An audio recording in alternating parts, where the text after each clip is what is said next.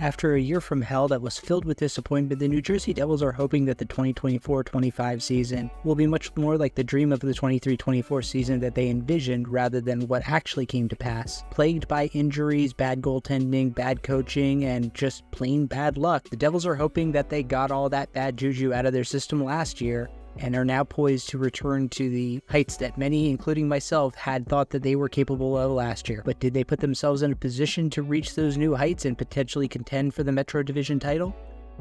I admit it. Last year was rough.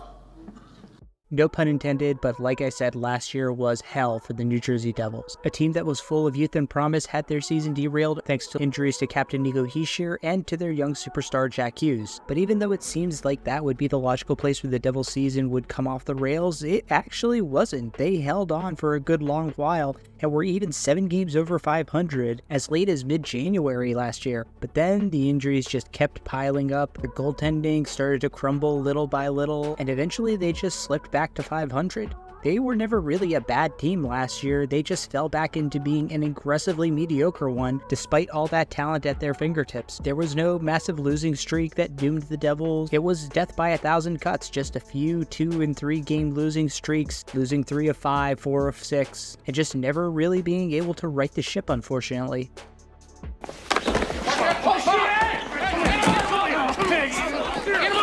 As a result of all these failings, with such high expectations, Lindy Ruff was castigated in the town square and fired in March 2024 once things were too far gone to be salvageable. Travis Green took over and did a fine job keeping the Devils afloat down the stretch and even parlayed that into a head coaching job in Ottawa for some reason. GM Tom Fitzgerald wisely decided to rid himself of all ties to this horrific season and went with an outside hire, Sheldon Keefe. I know Keefe has said that now he's coaching real hockey, but it's got to be a big adjustment for him going from a team that has a lot of young talent and resources locked up into some very elite forwards with shaky goaltending and defense to another team with a lot of young, talented forwards into whom the team has poured a lot of investments with shaky goaltending and above average defense, so he's definitely got that going for him in New Jersey at least. Stanley Cup, here we come. But truthfully, Keefe has never proven himself to be that good of a coach. He was carried in Toronto by elite talent, and here in New Jersey, he does not have an Austin Matthews or even a William Nylander to mask his deficiencies as a coach.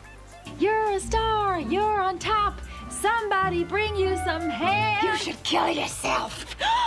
And speaking of Jack Hughes, the young Devils superstar makes up 1/3 of the most famous brothers in hockey. After a down year due to a shoulder injury that eventually needed surgery, sidelining him for the final month of the season, Hughes actually performed pretty well when he was on the ice last year, despite the injury. 27 goals and 74 points in 62 games is pretty damn good for Hughes, and he's still not even 24 years old. He's got a lot of room to develop and improve and become that 100-point guy leading the Devils. His productivity is really not in question. It's just going to be a matter of, can he stay healthy this year? He's had some trouble doing that in his young career. He's never played a full 82-game season, and he's only played more than 65 games one time in his career. So protecting Hughes is going to be paramount to the Devils if they want to make it back into the playoffs this year.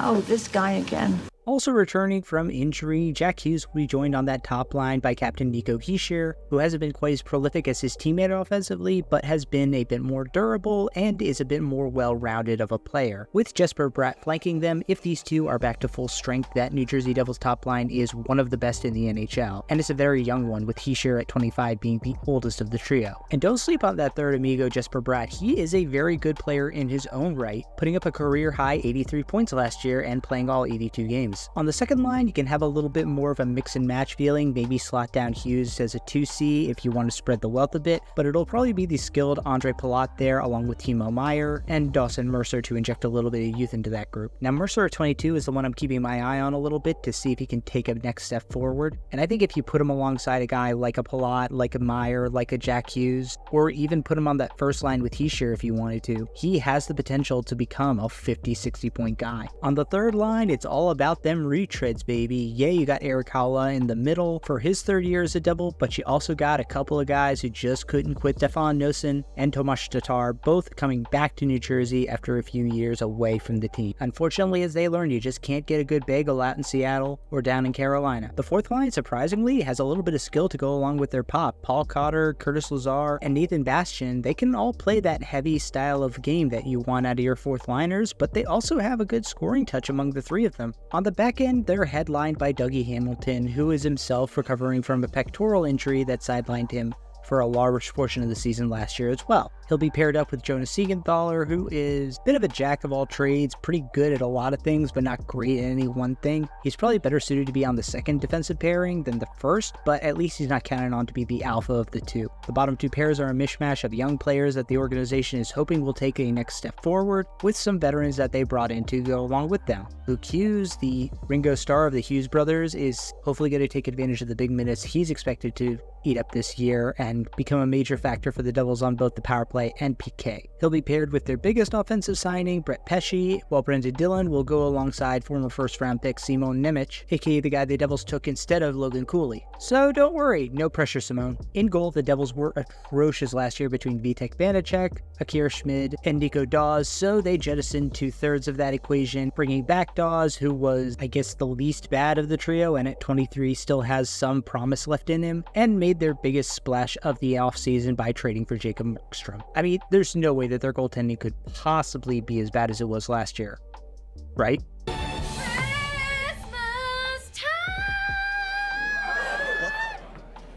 Oh, Britt is in this? I already mentioned the more minor signings like Tatar, Noesen, Dillon, but the two biggest ones were undoubtedly Brett Pesce and the trade for Jacob Markstrom. On the Pesce front, I think this was a home run of a signing by the Devils. Not only are you taking away a resource from a division rival in Carolina, but you're getting one of the most underrated defensemen in the entire NHL. He is a high-end second pairing defenseman. You could easily swap him up into the first pairing in a pinch if you had to, and even though he's not the sexiest player, he doesn't drive a lot of offensive production, he is extremely solid defensively, more than happy to eat up penalty kill minutes, and is a great complement to go alongside the more offensive-minded Luke Hughes. On the other hand, I do not support the Jacob Markstrom trade at all for the Devils. I understand why they did it. Their goaltending was atrocious and they needed to get somebody in there who was actually capable. But they traded a lot of assets to get Jacob Markstrom, who is, let's be honest here, a very, very inconsistent goaltender. In only one of his last 4 seasons did he have a save percentage above 91, and he hasn't been top 10 in goals saved above expected in the last 4 years either.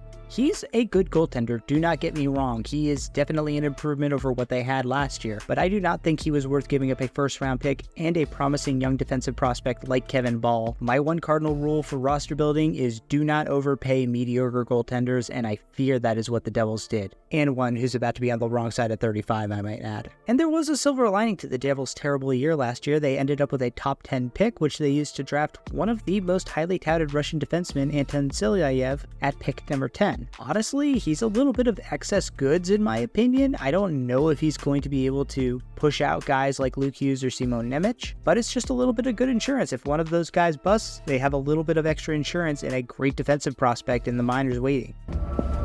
That's not bad. Man, I love me some Luke Hughes, and I think people are really sleeping on just how good this kid is. He just turned 21, and last year he put up 47 points in 82 games, finished 3rd in Calder Trophy voting in a stacked rookie class, I might add, and put up a monster good expected goals for ratio on a team that was pretty fucking bad. He is already, in my opinion, tracking to become one of the best young puck-moving defensemen in the entire NHL, and I think the rest of the league is going to find out very soon that this kid is definitely cut from the same cloth as his brother Quinn. The Gambletron 2000 says the winner is Cincinnati by 200 points. Why, you worthless hunk of junk?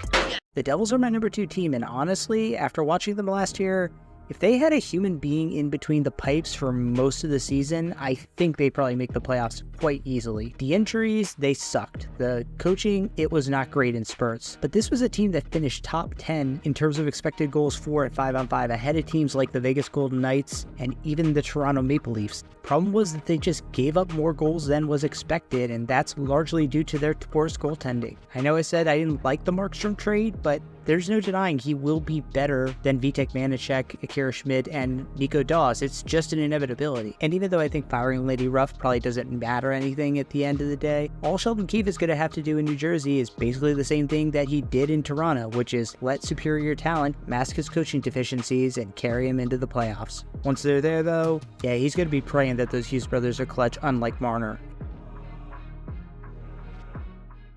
The Devils' goaltending is as good as spoiled milk. Hiring Sheldon Keefe as coach practically gives them a 100% of making the playoffs and a 120% of losing in the first round. Travis Green. Oh wait, one more. Chuck Fletcher. You had so much hope.